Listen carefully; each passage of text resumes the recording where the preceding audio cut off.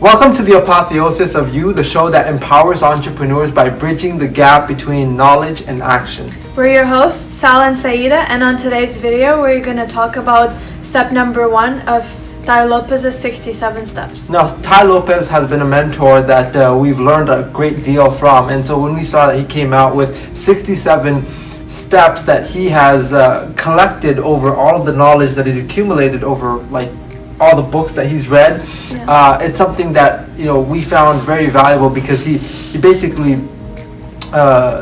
distilled all of the vast knowledges in his vast library into these 67 steps. So we're going to go through each step in each video and give you the takeaway points that you can use to improve your life, to get to that better version of yourself, to the apotheosis of yourself.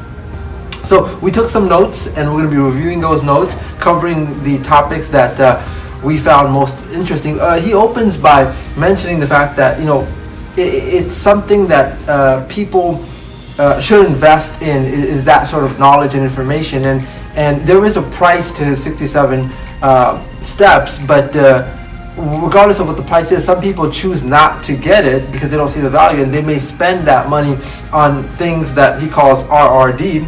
Rust, rot, and depreciate. Exactly. It's like cars, for example, they rust, they depreciate, right? Shoes, clothes, exactly. And junk. Even going out to buy yourself a cup of coffee in Starbucks, which you can start investing into your brain, into your knowledge, right? Absolutely. And buying he also, books, for example. Very, very important stuff is, you mentioned that people aren't going to remember what you spent that money on because it's not going to dramatically change your life. Is buying that $200 sneaker going to change your life dramatically? Is it going to elevate yourself to the point where I will remember spending this money on the 67 steps because of the amount of value that it added? Well, that if you don't have money. If you have money and if you can afford to spend $200 on sneakers, go ahead, of course. Yeah, that's true. When you get to that point, spend whatever you want. But until you get there, we have to be wise about what we spend our time and money on. So let us dive into step 1, which he titles The Billionaire's Brain and Jennifer Lopez's Voice. Yeah. Very interesting titles. I mean, the titles really catch you, like, what is he talking about? So it's a wonderful point of curiosity to look into it because he ties it in a very beautiful way. Yeah, exactly. Some of them are even crazier titles. So he talks about something called the deserve it factor. What is the deserve it? To have what you want, you have to deserve what you want. You have to work on it. And you really have to not just mention, why I don't have this in my life, but you have to ask yourself, do I deserve it? Some examples are, I want financial freedom. I want to make 6 figures a year. I myself want to make 6 figures a month. The question is, do I deserve to? How can I deserve to? Putting in the time, the effort, the energy, building a business, those sorts of elements are what will increase my deserve it factor. Deserve it factor, exactly.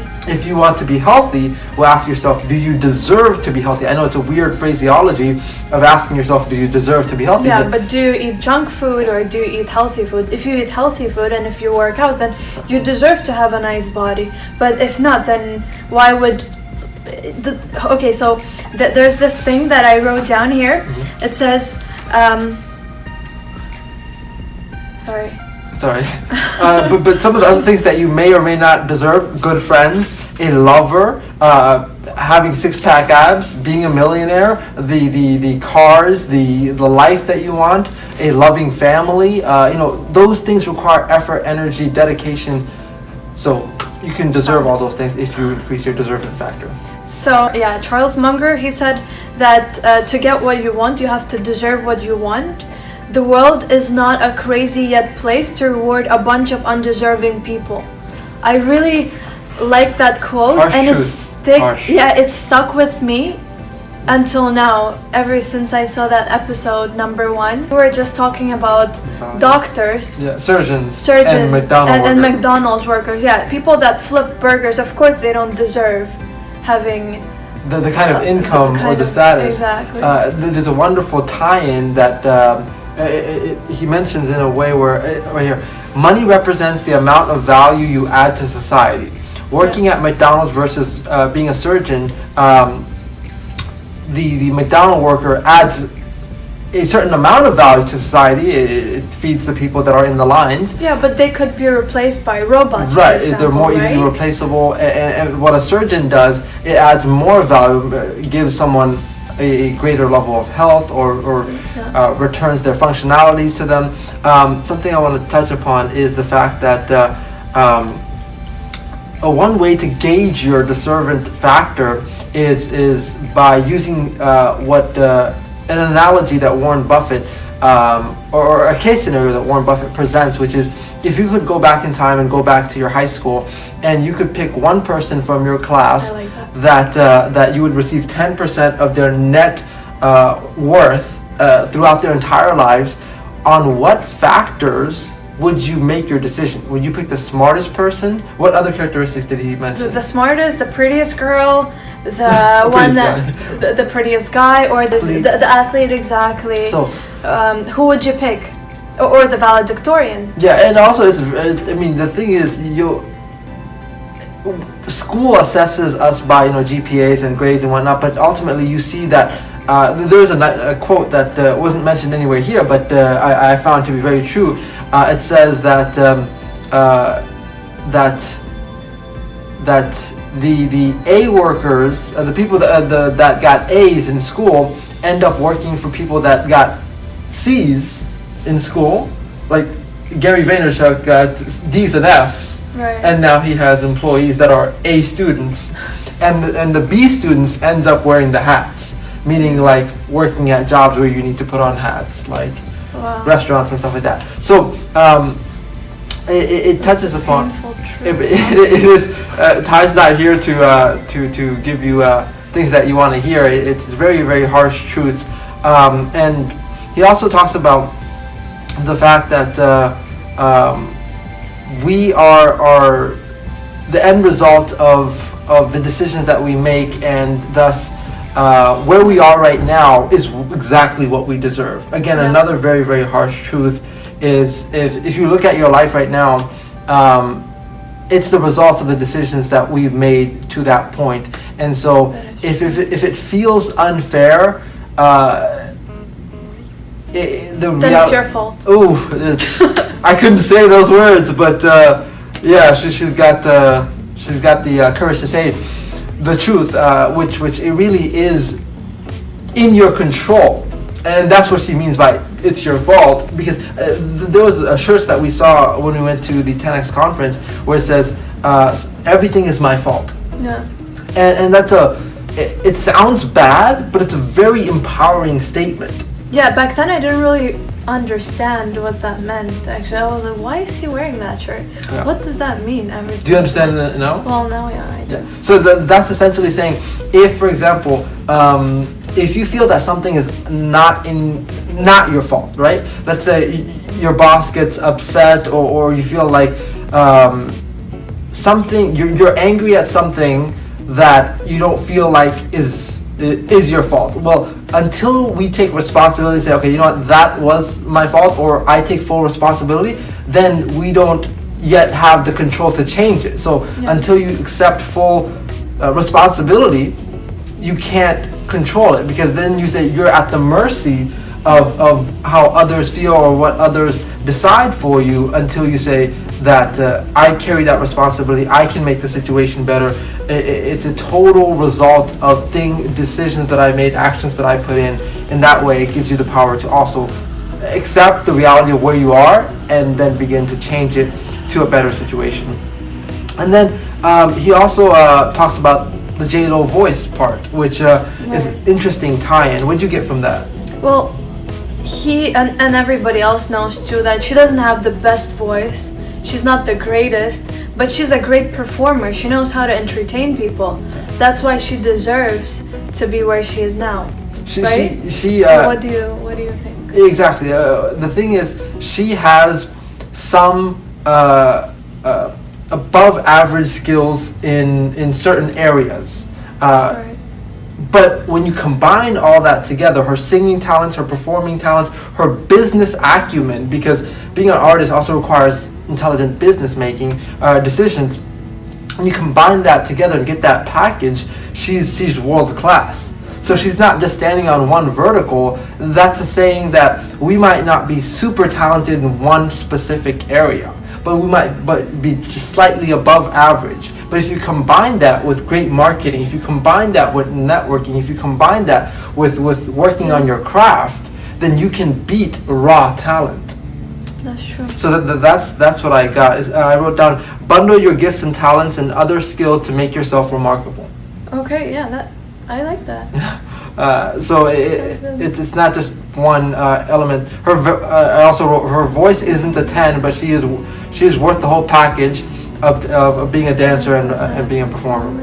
Okay. So that's about the big concepts that we gathered from the first step of the 67 steps. The steps are meant to be a digested form of the various knowledge that he's gathered, as he's known to read like a lot of books, a book a day even, which is pretty remarkable. So I can say for sure we don't have the convenience of reading a book a day, but we can learn from a man who does and learn from the highlights. So that's why I really like these steps.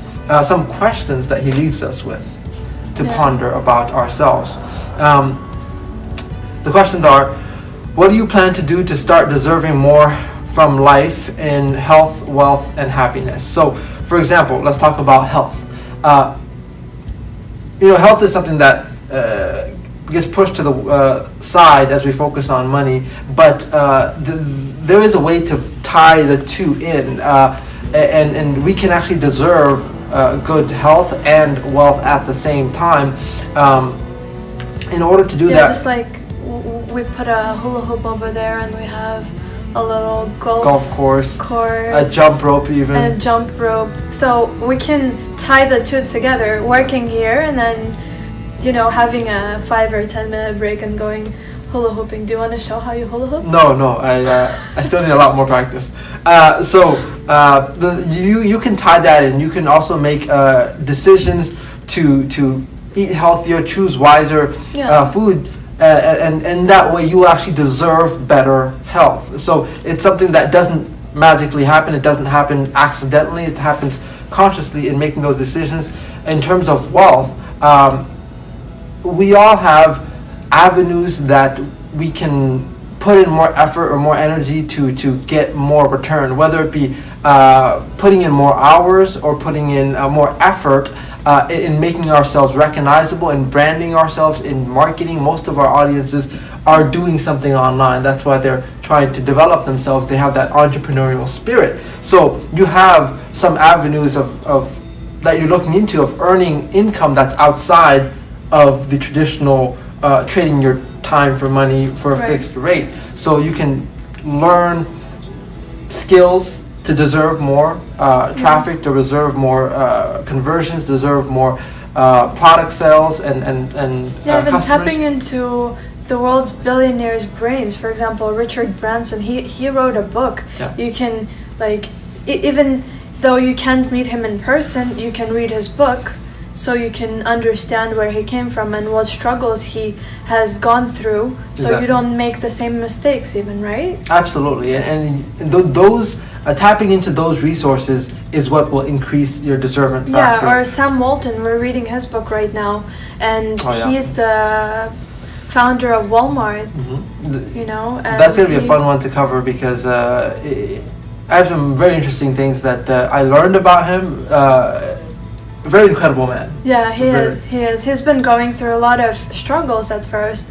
So those are the things that we can avoid by reading these types of books. Exactly. So it's not just about reading how they're spending their billions of dollars. It's about how they got to their wealth. And learning from their mistakes even, right? Especially that.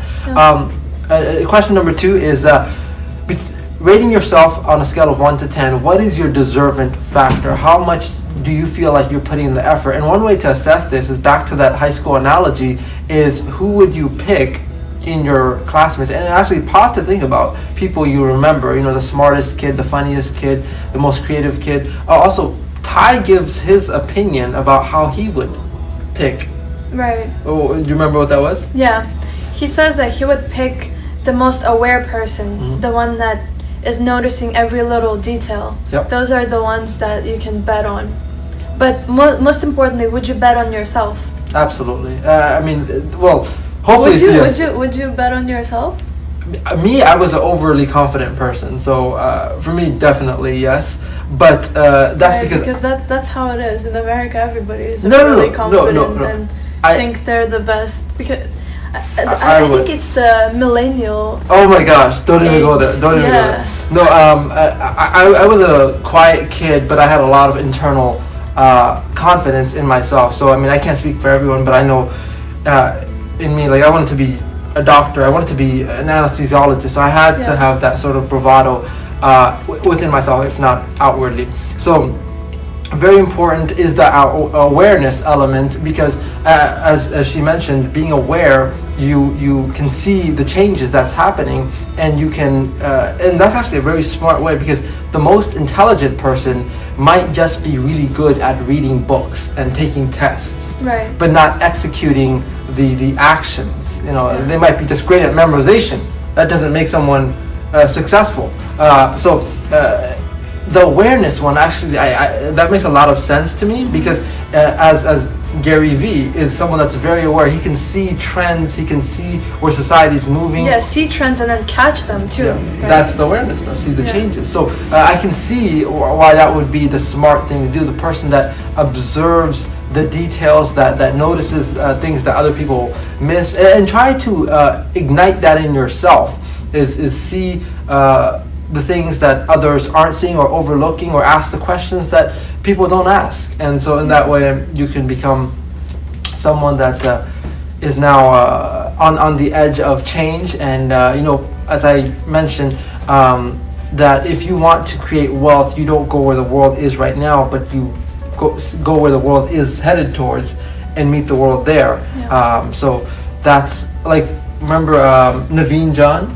He's a billionaire we got to actually meet, and he is so ambitious that he is planning on going to outer space and mining asteroids in the moon for something known as helium-3, which is going to be used for nuclear fusion, which is not even created yet. And he's like, in the next 10-20 years that will be created. And when they ask, hey, which needs helium-3 to actually react, and when the world asks, hey, who has helium-3, you want to be the one to say that you do. And so that's a guy that is aware of the changes. So keep in mind, you know, your awareness level. Keep in mind your deservant factor. Increase the deservant factor in those areas, whether it be friendship, relationship, family. There's always things that you can input in those areas to deserve better. If you are not a high quality friend, how do you deserve high quality friends? Right. If you are not a loving spouse, how do you deserve a loving spouse? If you do not treat your body like a temple and give the fuel that it needs rather than just stuffing your face, then how do you deserve? Is that what you do? What? How do you know I was talking about myself? So focus on those areas, and you will see the growth and the results. And and then the third question was, would you bet on yourself in high school? So really ask yourself, would you have bet on yourself? Because some people, they may not have been ready in high school, and you know, maybe in college your brain turned on. You're like, okay, you know, I can be more, I can be better. I see a better version of myself. Maybe even the apotheosis of yourself. So those are the questions that he left us with. So put some time and thought into that, and whatever you put your effort into, your results will show in that way. So put some effort into these thoughts. Actually think about how you would like to increase your deservant factor so your life can change. Yeah, and I would like to add, I wrote down a quote here. There are people that watch things happen, there are people that make things happen, and there are people wonder what happened. Yeah. Which one are you? That's a good question. Which one are you? I am actually making things happen. Making things happen. As you can see, Yeah, making things good. happen. Catch you guys next time. See you later.